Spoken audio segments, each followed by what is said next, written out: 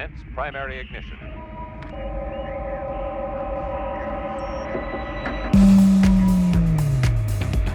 Welcome to the Reforming Nerdom Star Wars Skeleton Crew Aftershow with your hosts, Jordan and Ben.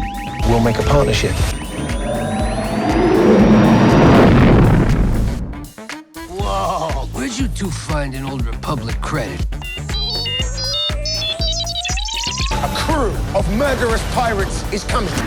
Be warned of booby traps.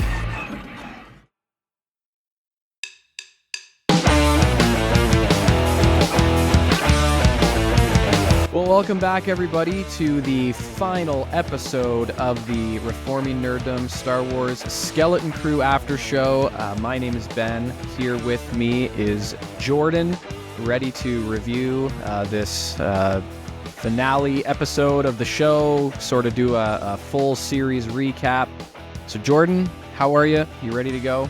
I am well, and I am ready. I've watched the episode twice. Awesome. I actually watched it twice as well. We are, obviously, if you're catching us when this episode drops, we're obviously later than I think we've ever been dropping an episode just because of schedules and things like that. But we weren't on a time crunch with the next episode on its way because there is no next episode on its way, so we weren't too concerned. But yeah, it gave me the opportunity to, well, kind of necessarily to rewatch it again just to kind of freshen it up in my mind before we sat down to record. So I have also watched it a couple times.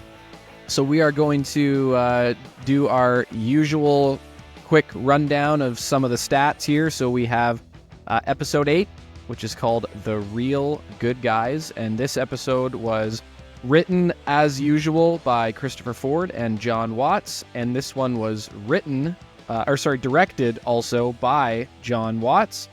We have a runtime of just about 34 minutes, so kind of the typical, in and around that typical runtime we've seen for most of the episodes of this season. So, really quick plot summary, and then we're just going to get into some of the stuff specifically about this episode, and then sort of the series as a whole, some of our thoughts. So this episode began where the previous episode left us off, which was Jod sort of lighting up his lightsaber, not sure if he's, how threatening he's being with the parents and the kids and the people there on At-Aten. So he reveals himself to be this Republic emissary, which we obviously know that he's not, saying that he's a Jedi being sent by the Republic. And so he orders the kids all to be sent to their houses and confined to their quarters and watched over by the droids so that they don't, reveal his true identity, obviously. And then he also, though he doesn't send Fern to her quarters, he takes Fern with his mom up to see the supervisor, who the big supervisor reveal was maybe surprisingly, maybe not surprisingly, depending on how you were seeing it, I guess, was a big, massive spinning droid head up in the supervisor tower. And the supervisor sort of spots Jod's lie about being a Jedi and asks him, what are you lying about? You lying about being a Jedi, or are you lying about being an emissary? And then Fern yells out, he's a pirate. He's come to steal the credits from At-Aten and all that kind of stuff. So then we have a bit of a clash between Jod and the droids up in the tower. And Jod destroys the big supervisor's eyeball, which shuts the power off to the whole city. And that allows the pirate ship, the frigate up in space to come down. They start, taking pot shots on the city and on the people, and they drop down in their small ships, invade, sort of take everybody captive. And then we see the kids once again having to come together and save the day, and they all kind of take their own sort of place, and they all have a job to do, and they race off to the Onyx Cinder, which is locked in place. And so Wim and his dad have to go shut the power off up in the supervisor tower. So Wim distracts Jod while Wendell restores the power, which enables KB to launch up into space with a sort of repaired SM-33. And they call their owl friend Kim for help, which in just a little bit we'll see allows the X-Wings to come and sort of save the day. But before that happens, we see sort of this fight and tussle and whatever with Jod and the kids and Farah and Wendell as they're trying to pull the switch that will shut the barrier off that will allow the X-Wings to come in. So eventually Farah, who's the one opposed to doing that because shutting the barrier off will kind of destroy their way of life there on that Aten, she finally realizes, yeah, we need to do this, and shuts it off, and the X-Wings come, save the day. In the episode, there's kind of two different endings to the episode. You have the ending with Jod, where he's just sort of looking out at everything that's happened out the window, seeing his pirate buddies go down in a ball of flames with a little smirk on his face, and that's the last we see of Jod. And then we see the kids running to make sure that KB is safe after the Onyx Cinder that she was on crashed, which she, of course, is safe. And, you know, they kind of all live happily ever after, look up into the sky at all the New Republic ships coming to Ad-Aten. And that is the end of the episode and the end of Skeleton Crew. Maybe forever, maybe season 1. We'll probably talk about that. Mm-hmm. So before we get into some of our topic du jours, let us take a quick listen at our sponsors. Have you ever opened your internet browser in search of quality Christian books, only to find yourself wading through page after page of Joel Osteen books, Nerf guns, and tacky wall art? Thousand Generations Print Company is here to save the day. With a unique, family-owned approach, quick 24-hour processing, a commitment to providing heretic-free literature, and real human customer service, they focus on offering books that not only enlighten but align with orthodox Christian teachings. And, being conveniently located in southern Ontario, there's no more need to sell your left kidney to pay for shipping within Canada. Visit at actuallychristianbooks.com. Again, that's actuallychristianbooks.com. And order yourself anything from Haunted Cosmos to Sir Battle-Lot and use promo code NERDOM, that's NERDOM, all caps, and receive 10% off your next order. Thousand Generations Print Company, books for building, books for battling, for 1,000 generations. I'm Brent, and I'm rebuilding LEGO Star Wars to be the best display and play LEGO models. I enjoy the nostalgia of Star Wars by creating LEGO sets designed for adults but can be handed down to children. I've spent far too much time obsessed with LEGO and Star Wars, and God made me far too creative to let it all go to waste. So I created a YouTube channel, Boffman Bricks, to share what I'm building.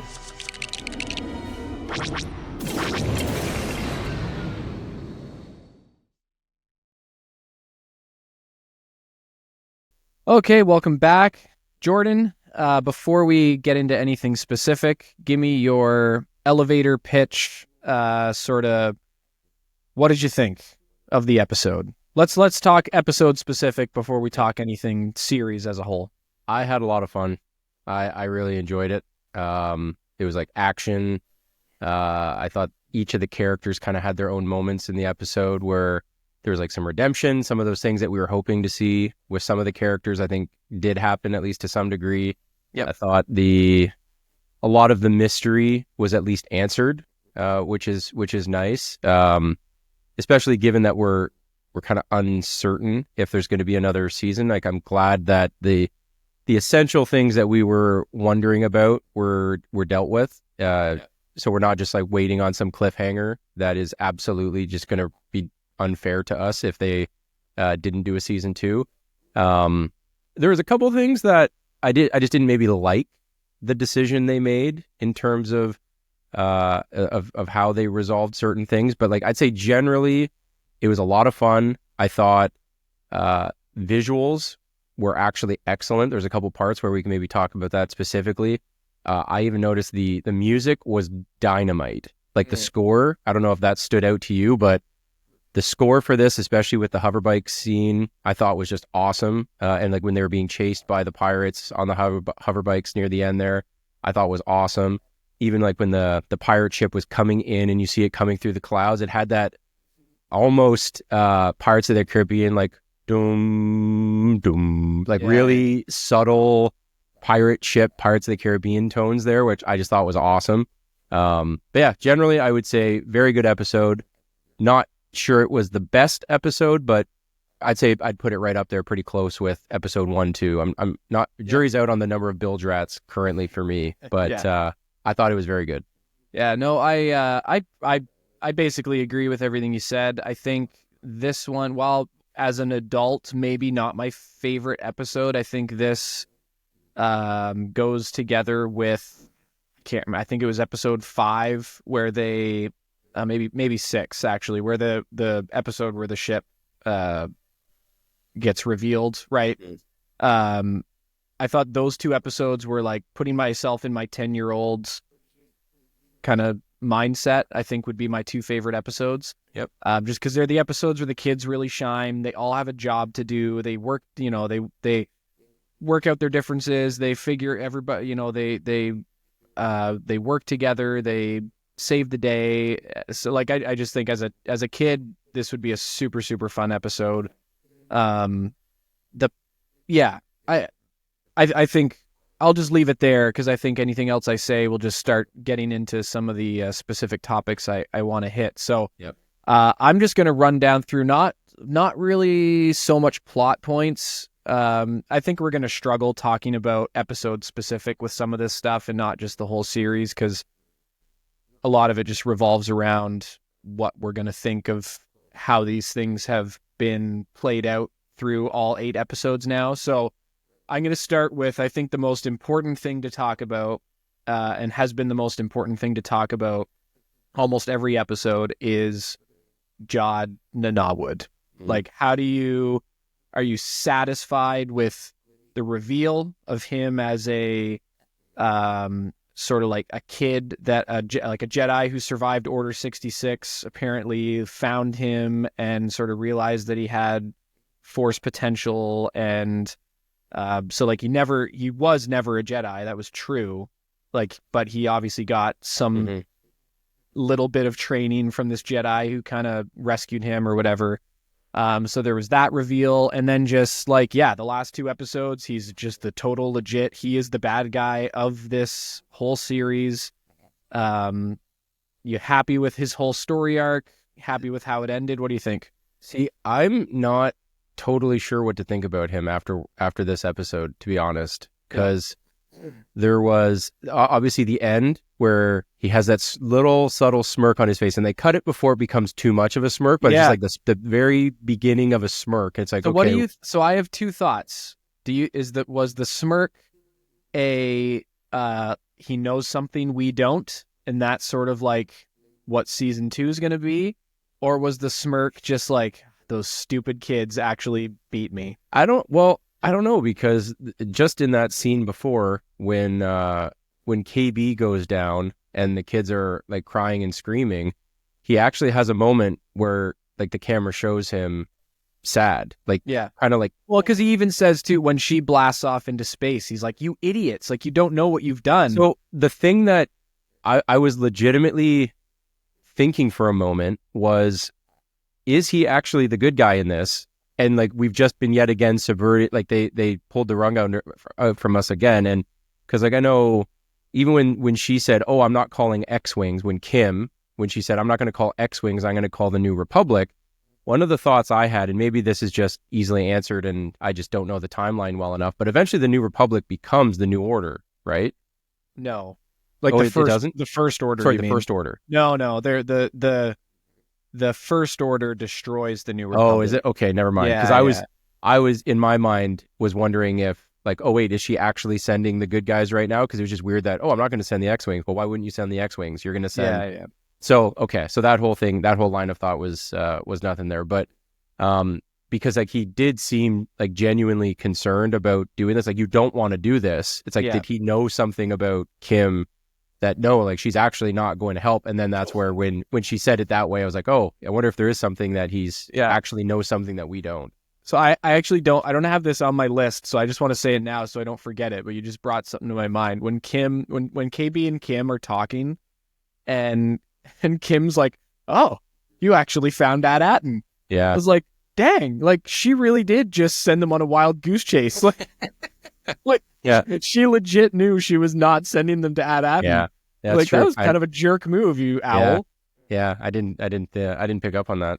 But yeah, I don't know. I honestly don't know, because there were times it seemed like a pretty aggressive pivot for him to go from, hey guys, I just want to loot and get some bounty out of this. Like I just want my treasure and I want a piece, to then all of a sudden becoming a tyrannical overlord who wants to enslave an entire planet to do his bidding. It was just like, wow, that's aggressive. That's a lot. Yeah. So it just made me wonder, is like, okay, is that legit? Like, is there just like, is he playing here?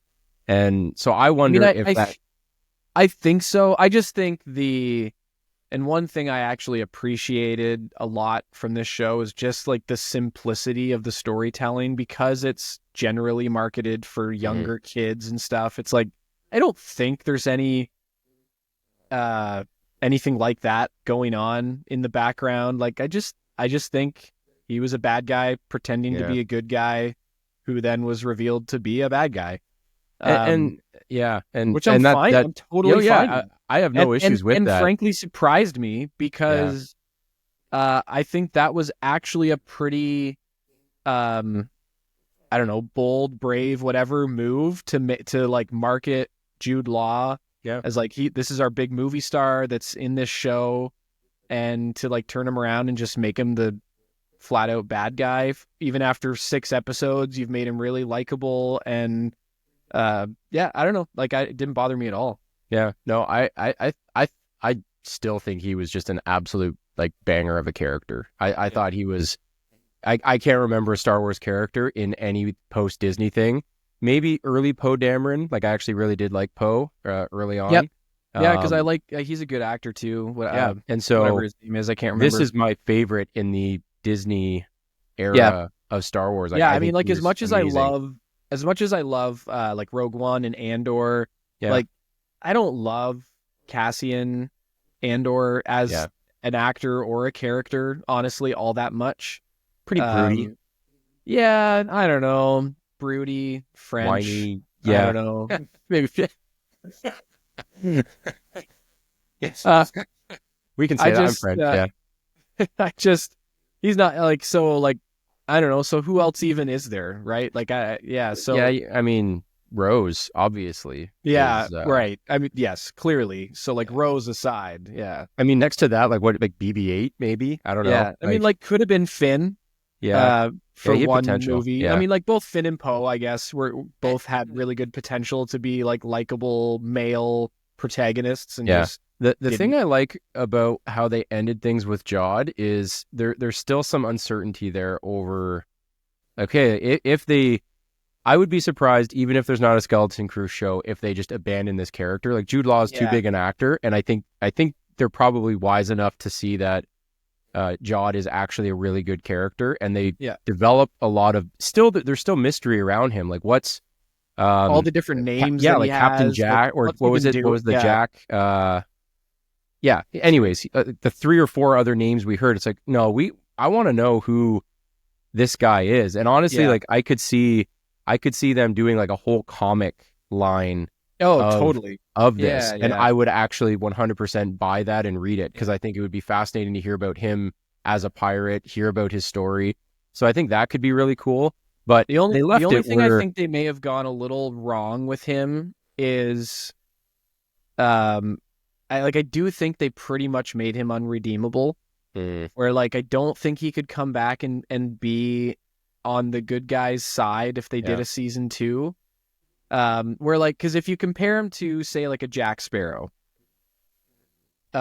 Jack Sparrow did all the same things that Jod Nanawood has done in his pirate career, right? Murdered, pillaged, destroyed, all the right, but you don't ever see it on camera, so you don't like feel you know what I mean, like, and so and again you knew all that with Jod through episodes 1 and 6. You knew he was a pirate, you knew he had a crew, and they were attacking ships and all that stuff, but you never like really saw.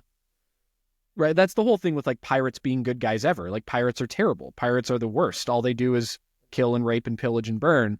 But you can create a character like Jack Sparrow that's like lovable and likable. As long as you don't see too much of that, you can still kind of root for him and cheer for him. It's just like, I think they just showed too much of Jod's pirate side to really but I mean, like like, him again. I think a lot of that could just be explained as him just acting, though, right? Like, we didn't. I guess he did cut off the head of SM-33. I guess that's like the most like aggressive thing he actually did. Yeah, like, but I mean, like, and then he also called his ship in to like literally, destroy bombard planet. the city, and like enslave an entire people to make credits. I don't know. So maybe I'm wrong. Maybe they could write it so that you could like him again. Yeah, I just thought it was interesting how at the end there, Wim and when they got on the elevator, they kind of looked at him and like they seemed willing to still let him come with. And right, so it's true. At least there was like a willingness for them to see that. But I thought he was awesome, and I will be very sad if we do not get more of him. I mean, it's disappointing. I know this is like more big picture, but it does not sound like this really picked up enough to be anywhere near covering its budget. I think it was like 115 or 120 million for the whole something like that season, which is about half of what Andor is, but that's still like Andor's budget is insanely high. Yeah. And so like this is a pretty high budget. And I think you saw that in the CG in this episode, which is cool. Like I did actually well find done. Yeah, I thought this episode in particular, you could see they probably used a good percentage of their overall budget on this episode. For a streamed show, like I felt like this was vastly superior to the visuals in Book of Boba Fett or Obi-Wan or I don't know, pretty much anything other than Andor and some of Mando. Like even most of Mando, I think this was superior because Mando used mostly the what's it called? Yeah, the soundstage thing that has and so like where this is like you can tell like way more practical sets and it's just like visually much more appealing. So it showed like the money was well spent, I think. So what do you think of the supervisor? That was one of our big questions for at least the last 3 or 4 episodes. Yeah. That was my most disappointing aspect of all of this. I thought that was kind of lame. I feel like we should have seen that. Maybe we did. We pretty much called it at the end of the last episode. Yeah. I just thought that it would have been way cooler to have something there with Tack Renid. Like that, I think that's one of the things that they set that up to be something like Tack Renid, it was a like bit of not a red showing herring. the face. Yeah, they're just, and that I'd say is like the one thing that the just payoff wasn't there, and just the droid being the supervisor. It's like, again, not surprising, but it was like, oh, I think it would have been way more cool having like that was like your big cameo opportunity to have whoever the supervisor was, and it's like, oh, because now it's just like, that was my disappointment just a big of the episode. red circle. Yeah, it's like, oh, and he died really quick. Did you ever watch Tron? The old Tron? Yeah, it gave me some like Tron. The old one or the vibes. Jeff Bridges one? I guess both Jeff Bridges. Either one. Both are. Yeah, Both are I haven't Jeff watched the Bridges, OG. Yeah, the OG yeah, me one. too. I loved it. I watched it as a kid, and I've made all my kids watch it too.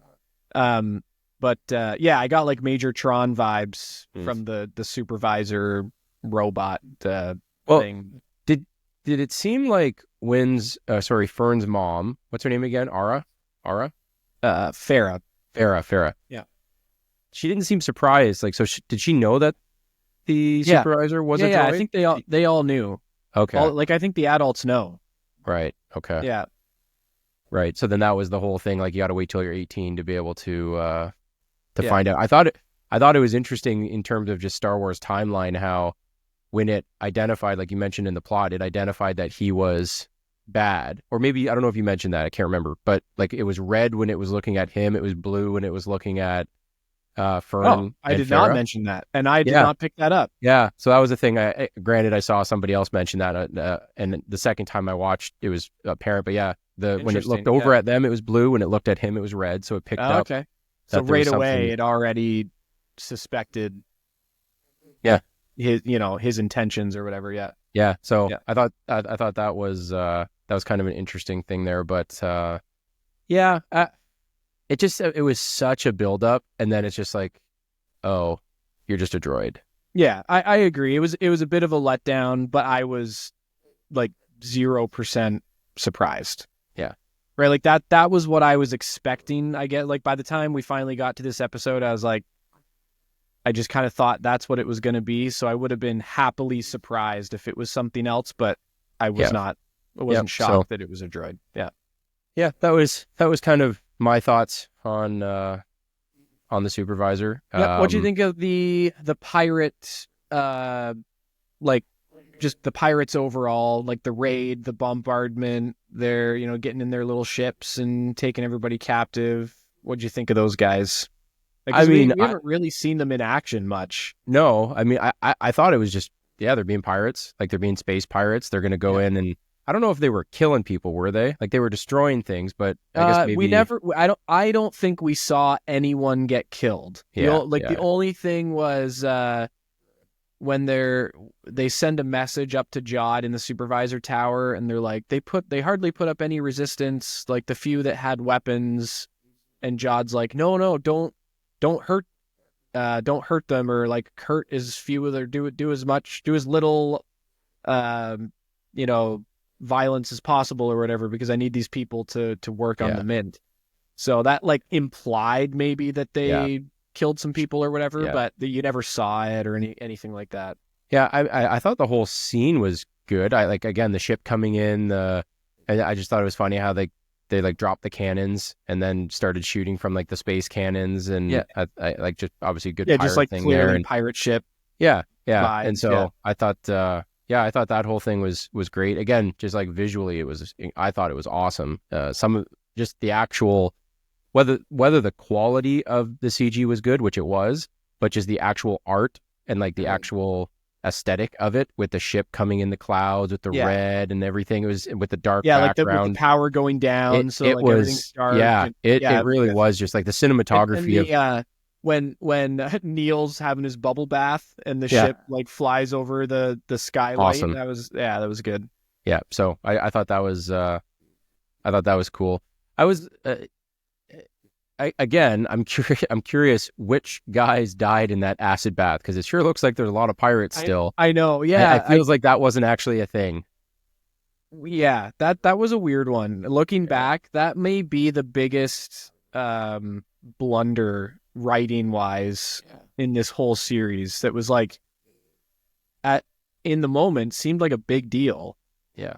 Right? Like they were about to get captured by these pirates, and Jod's like, saves the day by opening up the acid bath. Then they're all there again. Yeah, that was a swing and a miss. Yeah. Well, one of the biggest things that I was happy to see, because I know we've been chatting about it, just Wim and his kind of pathetic attempts at heroism and being the guy. I was really excited to see he had his moment in this. Got his lightsaber. Yeah. I'm glad they didn't just abandon it. It's like, oh, it's only going to be Fern and KB who do the work of fighting this, and he's just going to continue to be this blundering fool. He actually was confident. They actually made him do something, like even inspiring his dad to step up, which I thought was really I like cool. They played off this. So I liked that whole dynamic between, so like Wim's dreams super big, but when it comes down to it, was like a blundering idiot the entire series. His dad doesn't dream at all, right? Like wants nothing for his life other than to be a level 7 systems coordinator or whatever he is, but is actually super competent, right? So they're like the exact, and so they kind of inspire each other in this episode, where like Wim actually gained some competence and confidence from his dad, and then his dad actually gains some like ability to like think outside the box and dream big from his kid. So I thought it was kind of there was redeeming moments for both of those characters. And I which was really nice. liked how the dad with the hover bike chase, and they jumped over the chasm or the gorge or super whatever that pumped. was. Yeah. And he was so excited, and he just looked like a kid. And so I loved that, because it's like, how many grown-ups just aren't like, could just be a kid. Just be a kid. Just like, it's okay. Just like, have some fun. I thought that was really cool to see him rubbing And off. then And they're it like, how the heck are we going to restore the power? And he's like, son, yes. you are talking to a level 7 systems coordinator. Like, One of the funny lines with Wim and his dad when they're having supper, he's like, it's nice to have a home cooked meal, and it's like their version of a microwave, and they're having just like TV dinner. Yeah. and it was like, oh, okay, because I noticed that, and I thought that was funny. It's like, yeah, you're having a TV dinner, and oh, it's nice to have a warm home cooked meal. Yeah, single dad life there, I guess. Yeah, and I guess we didn't get anything on Wim's No, mom. I was very surprised and about so that. Yeah, that actually was like, she's just actually gone, which poor Wim, but yeah, that we were wrong on expecting more to come from that. Yeah.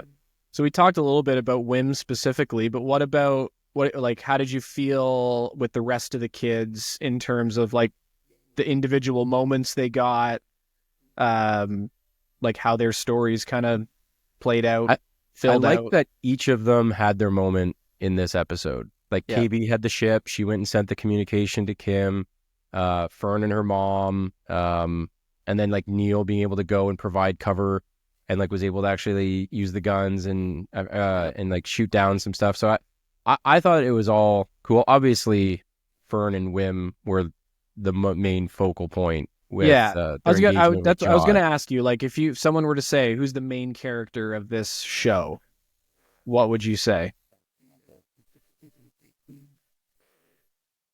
Wim. Yeah, I think it's a toss up. I think it's like Wim and Fern. I think it's the Wim and Fern duo. Yeah. But I think they did a really good job of like, if you're a kid watching this show, you can I don't think there's any kid that can't relate and put themselves into the shoes of one of those kids. Yeah. Yep. Which was wise. Yeah. Yeah. I would say, I would be, you can make an argument for either one. Like Wim was the first kid. I think if you're gonna absolutely like tie me down and pick one, I think it's Wim. Yeah. I think just in terms of like screen time and the amount of like responsibility and good moments they gave, I think it's like pretty equal between Fern and Wim. But we can't say this enough. Like these kids did just an awesome job. They honestly blew me away. Because I hate kid. I'm on the record not being a fan ever of child actors, and I'm again like they're children. They're still not like competent adult actors with years and years of experience. But as far as child actors go, like these guys were really good for 11-year-old kids, or really good. Like 13, maybe, I'm guessing somewhere in there. When this was filmed, I don't think any of them were 13. Yeah, so they did an awesome job. Kudos to them. This show would not have been what it was if it weren't for those kids. Because it would have been insufferable and annoying. Because imagine if we had a movie or this show was filled with a bunch of Phantom Menace Anakins.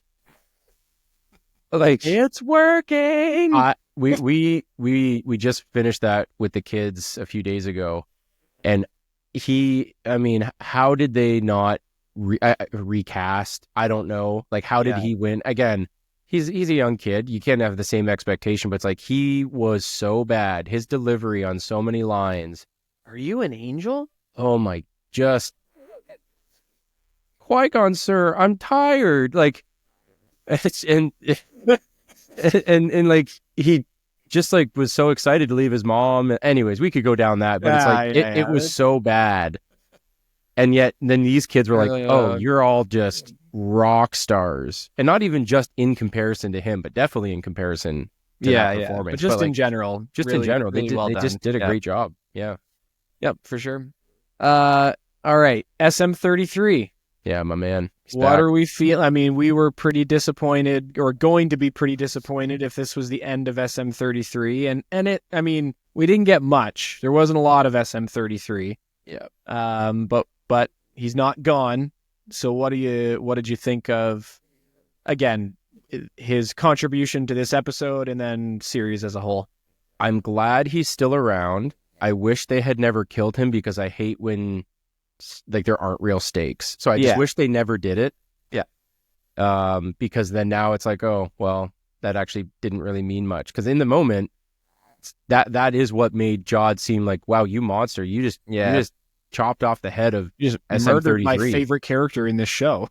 Right? And so I just wish they didn't do it, because now I don't like when they do that. Or at the very least, like, make it difficult to bring him back somehow, like make it some, something that you have to figure out or whatever, not just like, oh, KB, it took her 5 seconds to like rewire his brain. So that was a bit disappointing, but I'm not disappointed that we potentially could see SM33 again. Oh, we're definitely going to get an SM33 Lego set. Calling it right here.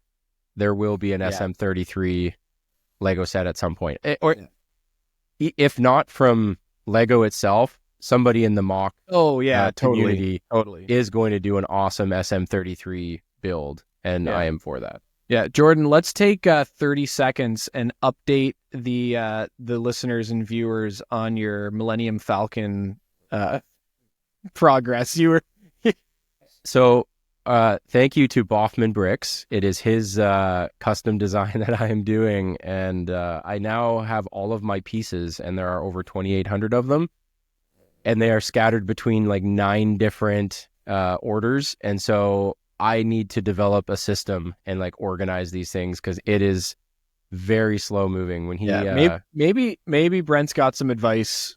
I did reach out to him, and we were chatting a few weeks ago, and I think I might have to, because I was looking for one little piece for 15 or 20 minutes last night, and I can't do that. Like I'm good with this taking a little while, but I don't want it to take me 6 months. But yeah, no, it's coming along. I got like the base done, the legs are all there, and just kind of doing the trim around the outside. It's nice. It's coming along, and well, I look forward to seeing it, and we'll definitely have to do a little show off here. Okay, here we go. For those who are watching, you can see this is where I'm at so far, and you can see, whoops, something just fell off. What was that?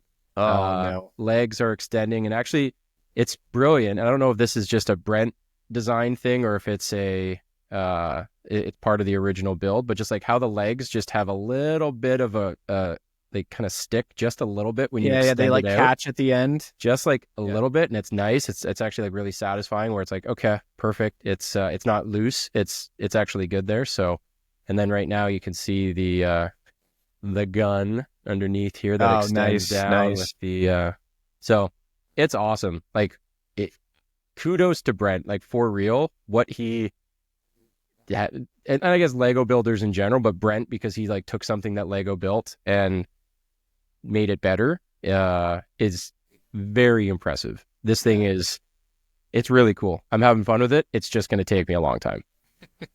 Nice. Well, when it's done, we are definitely recording a reveal show. Oh yeah. So I think like the last kind of major topic I have written down here is just the kind of like the writing, both for this episode and the series as a whole, in terms of like the amount that they were able to foreshadow and actually accomplish, like actually pull loose ends together. Like, was there anything? Are there any unrevealed sort of loose ends that you were disappointed that didn't get wrapped up, or Like, were you satisfied with the writing? Was the foreshadowing too on the nose for you with some of the stuff? No, Like, what did you think? I thought it was good. The big one was just maybe not liking the decisions they made in how to resolve them, but I don't feel like anything was unfair. I don't feel like, we just spent all this time watching it and that, like, it was, you didn't ever resolve it. It's not like a lost kind of thing. Right. Where it's like, wow, I just wasted the last like 5 years of my life watching this show and that's what you did to me. Yeah. So no, I thought the writing was great. I thought week to week, there were good little moments that they introduced. They resolved certain things. I thought the pacing of those were good, and they made good use of the 8 episodes, because there were times where we watched an episode and it was like, I kind of wish they did, but they'll probably deal with this next episode, and they did. And so like they were really I think they did a good job of planning out those things, because I think if it was longer, or if they took longer to do certain things, I think I would have been more disappointed. But I think generally I was pretty happy with how they did it.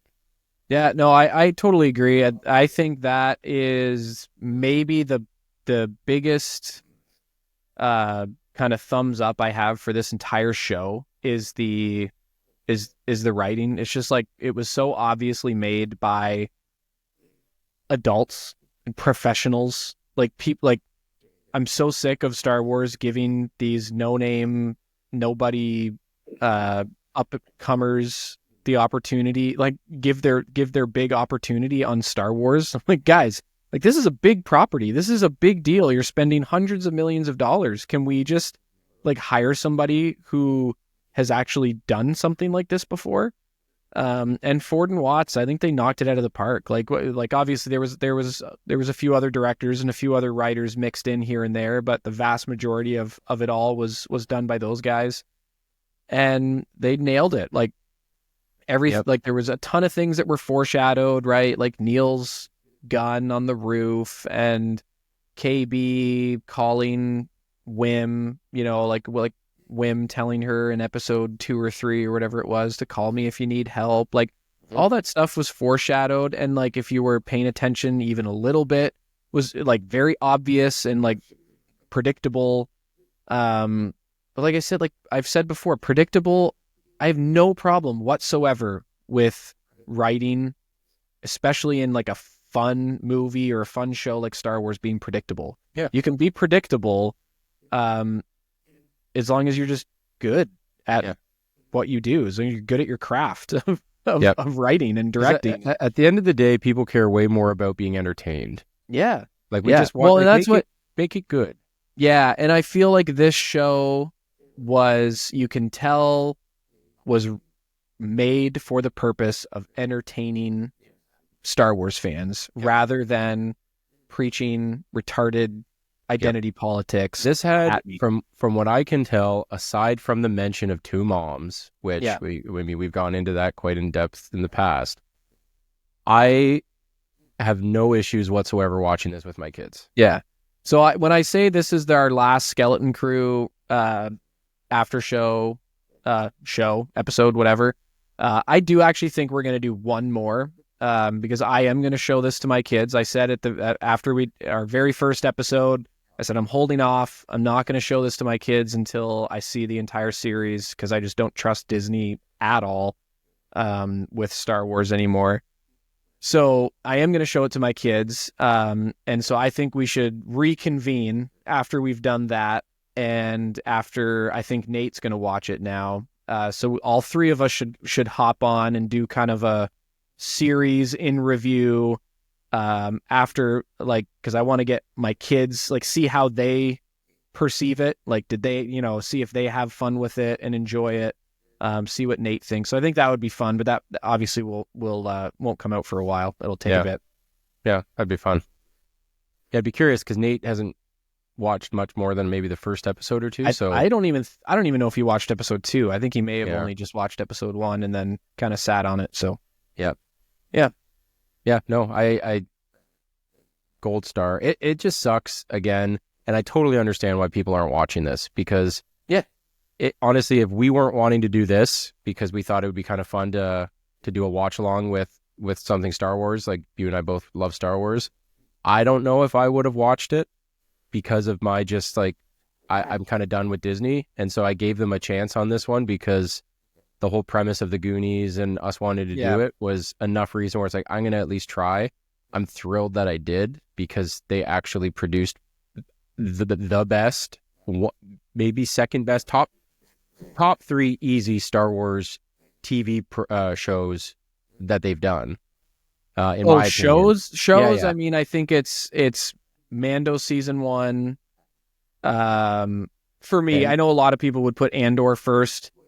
For me, I loved Mando season 1, and then it would be Andor for me, and then a toss up between Mando season 2 and this. yeah, so it's like arguably top 3 TV seasons that they've made, and it just sucks that not enough people watched it. But I guess this is what you get, right? You release Acolyte, and you just alienate. They killed, like, Disney killed this show.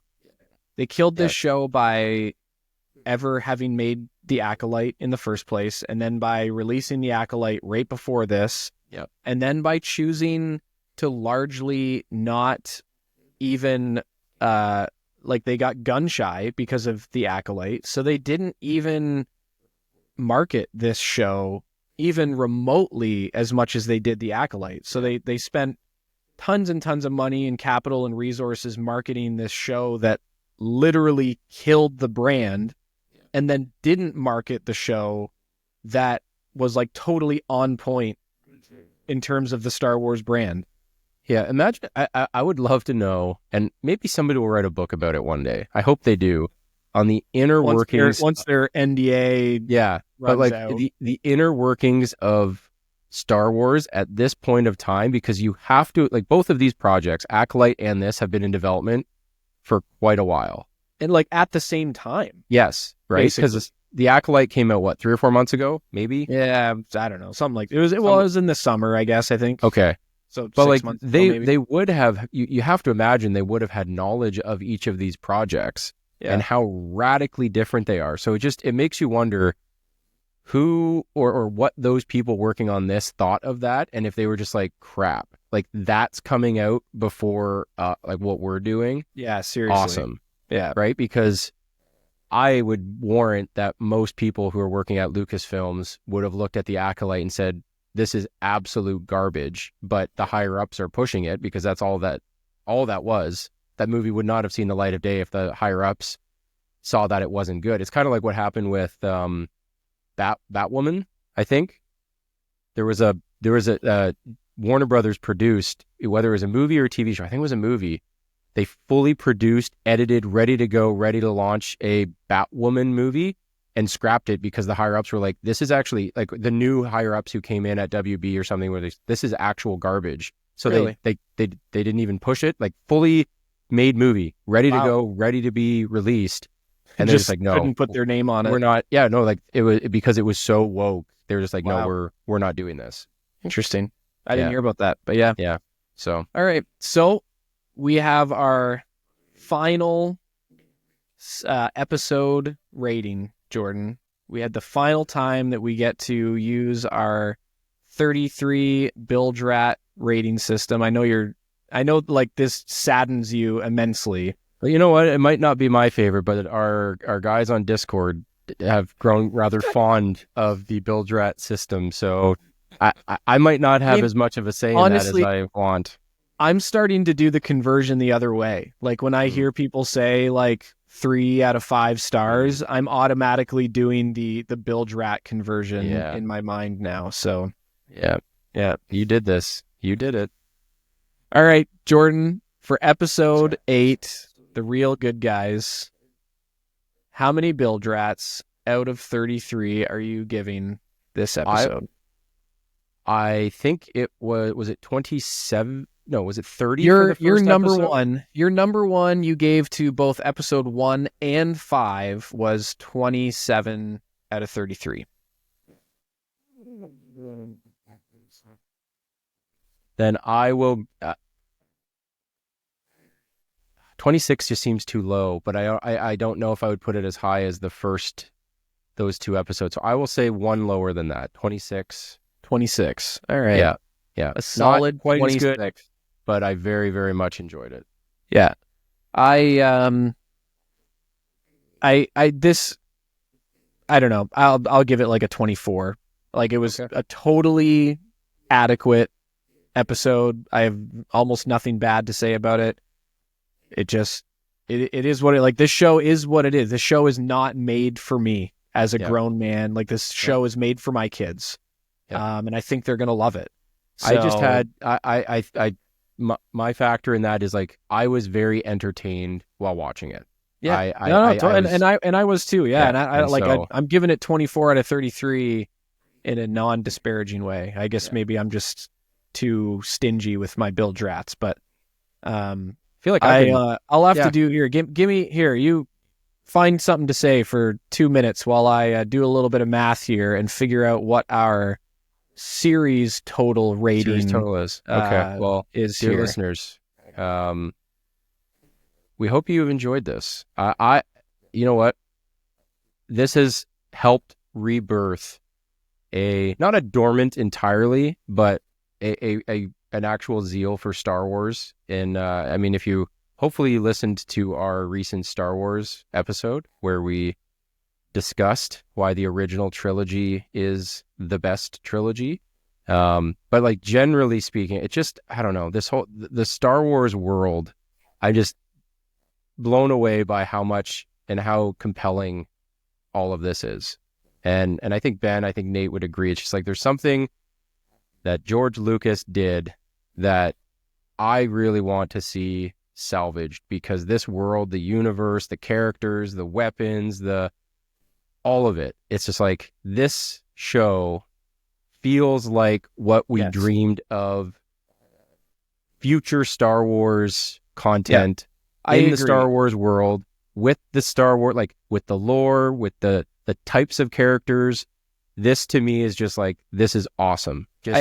I feel like this is something that George Lucas would actually sit down and look at and say, like, I would have made this also. Yeah. I agree. Yeah. Like, this is, because I remember when Disney bought it and they started saying, oh, we're going to have all these other properties. It's like, wicked. Just make cool stories set in Star Wars. That's what we want. Like, right? basically, like, you bought a sandbox. Like, that's what you spent your whatever $1 billion on. Yes. You bought the sandbox. You bought the universe. Now just make some fun stories in that universe. Yep. And it doesn't always have to be Skywalker, right? Yeah. Like, and I don't want them to go to Skywalker anymore, because, I mean, Mark Hamill is insufferable now. So it's just he's gone. Like, let's just move on. Yeah. But this, my big thing, I hope they could somehow retcon in the old stuff. And I know that's kind of hard because they've made some decisions, but I mean, like, if they could figure out a way, I think you could figure out a way to do it enough. And the problem is, though, it's going to be some multiverse kind of silly thing that they would probably do. Probably. But I mean, there's, and just talking to Chris. So for those who, listeners, like Chris Poots, who is also with Nate on the Rebel podcast, Nate, or Chris, is a pastor and elder in our church, which works with you, Ben, and he knows Star Wars better than anybody that I know of. And just like hearing him talk about all of the history of the universe and the Old Republic stuff and all these other like other story arcs that nobody knows about, it's like, man, those should have, like, let those still, like, carry those over somehow, like, bring some of those characters. Well, it was just there for you to use and have. I know. And like decades of content that they just too bad. Yeah. Anyways, well, what's our I've overall? Done the math.